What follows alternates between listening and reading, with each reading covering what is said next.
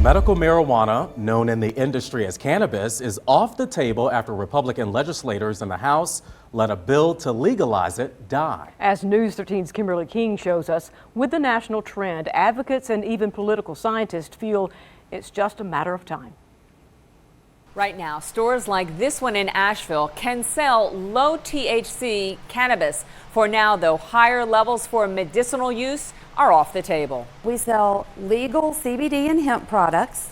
Franny Tacey owns Asheville's Franny's Pharmacy. She sells cannabis that's legal in the state because of federally allowable very low concentrations. 0.3% THC in our products. There are some that have psychoactive effects. Tacey's on the front line of the national trend in 41 states that have legalized medicinal use. She has shops in 6 states. Medical cannabis is absolutely making its way. It's already on the Cherokee Nation reservation. But Republican House members opposing legalizing cannabis aren't ready. UNC Charlotte political science professor Eric Heberlig. What do you think it's going to take for them to be convinced? I think the key ingredient really is new members. Once you have legislators who have taken public positions on the issue, particularly if they've taken votes, it's much harder to get them to shift their positions. States including Mississippi, Louisiana, and Arkansas have passed different concentrations of legalized medicinal cannabis. Why do you think that North Carolina and just a handful of other states are lagging? The states that are lagging are largely southern states that are traditionally culturally conservative, have large numbers of voters who are evangelicals. Tacey grew up in Tennessee. It's got to move from we, the people. The biggest voice and the biggest thing to move the needle is people that are experiencing and using CBD and letting their legislators know that they're supportive of it. Democrat Senator Julie Mayfield stating politics are keeping the bill from getting passed, saying it's time to allow people who need it to get it. The bill would pass if only Speaker Moore would let it come to a vote. It's time to let democracy work.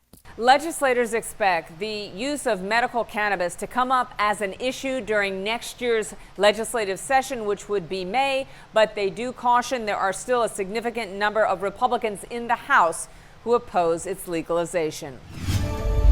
Recently, 2 elk warning signs were stolen from a Haywood County road.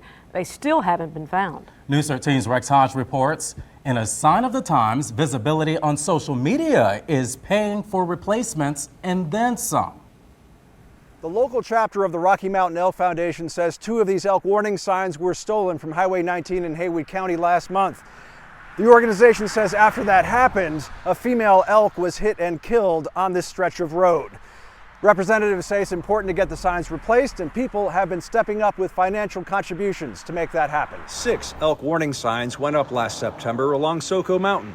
Rocky Mountain Elk Foundation's Joyce Cooper believes they had been working until June. We had not had a fatality. She says her foundation and the Tourism Development Authority combined to get the solar-powered LED signs up, each one costing $1,100. We did it to protect the elk and try to save their lives as well as human lives. Cooper started getting the word out about the stolen signs. Somebody's got these signs and we want them back. Fellow Elk Foundation member Scott Nielsen, who runs the Cabbage Rose gift shop in Maggie Valley, posted the ordeal on his Facebook page to raise money to replace the 2 stolen signs.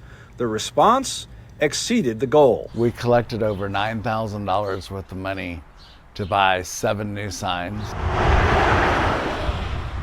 Nielsen says this road is dangerous for elk. The markers needed. Brings tourism. People love them. I think if they're placed correctly, that'll help.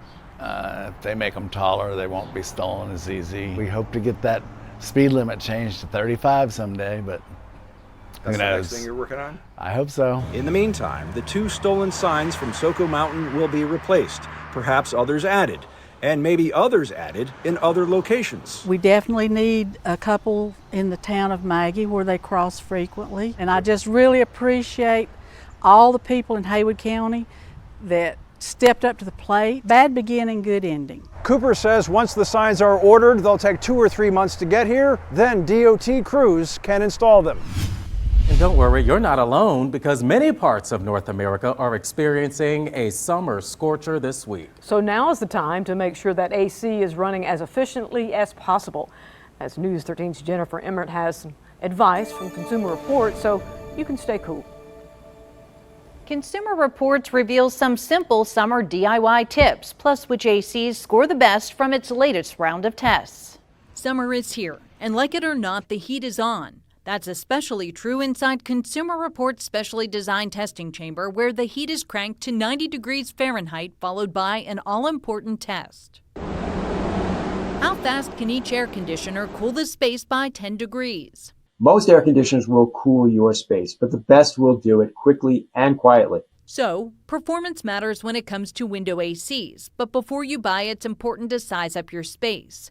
An AC that's too small will be underpowered and it will never keep up on those hot days. However, if you go too large, it might cycle too quickly and not dry out the air, leaving your space a little humid. This LG earns top scores for cooling rooms under 250 square feet in under 15 minutes. For medium-sized rooms, this Medea is a great option. And for larger rooms, consider this Frigidaire. What about central AC? We have survey data from thousands of our members where we look at how reliable certain brands are and how satisfied our members are with those brands. Several brands stand out in the survey for reliability and owner satisfaction, including Armstrong, Duquesne, American Standard, Bryant, Carrier, Lennox, and Trane. But even the best AC can struggle to keep cool when outside temperatures soar.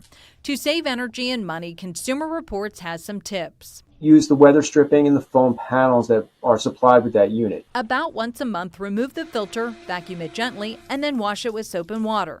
When your central AC filter needs to be replaced, this Filtrete fits most HVAC systems.